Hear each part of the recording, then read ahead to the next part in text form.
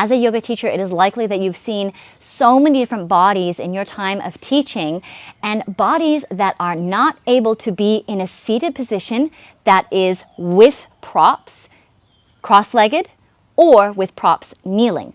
I've seen this so many times. You get someone to sit down and they're here, spine is hunched, knees are up, and then you get them to put the blocks here, and then they're still kind of here, hunched over. You can see it's not super comfortable for them, yeah? So then we say, oh, maybe try kneeling. You know, you can use blocks or bolsters, and you can prop the body up as high as you need to, and they can kneel down, and they're there for a little bit, and then they're kind of rubbing their knees, and it's getting a little bit sore.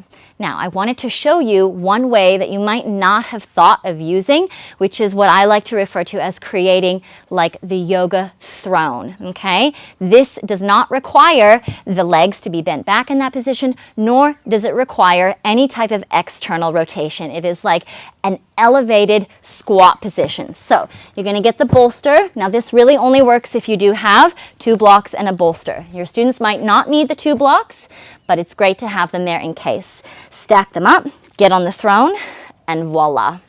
This can be a really great way to do a seated meditation.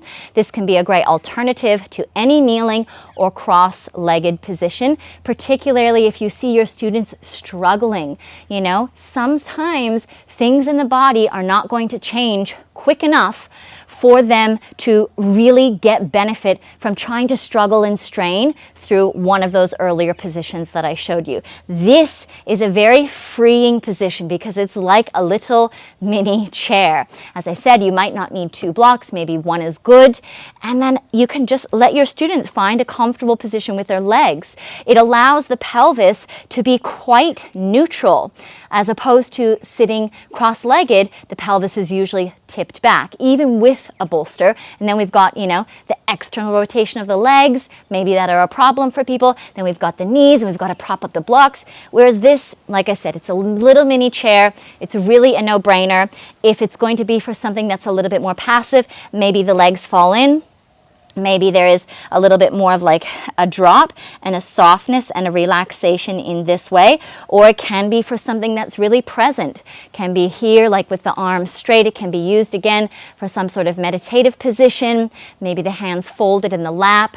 I love to encourage my students to start this way, and it actually does really well leading into a elevated and an activated sort of squat position for your students. Just as a little side note, if that's something that appeals to you, and putting it in your sequence. So try the yoga throne, little mini chair for your students in their practice if you feel that a cross-legged position isn't working and a kneeling position isn't working and they just look incredibly uncomfortable. If you have the props, get them to adopt this. I can sit cross-legged, I can sit kneeling. Personally, I love this position. It feels so much more free in my body. I can concentrate, I can really focus on my breathing, and it allows me to have my body in a position where I don't have to concentrate so much on what the physical is doing, but I can just let myself be in this position. So give this a try with some of those students that you see struggling. If you like this type of suggestion for your teaching, please make sure that you let me know in the comments and like this video.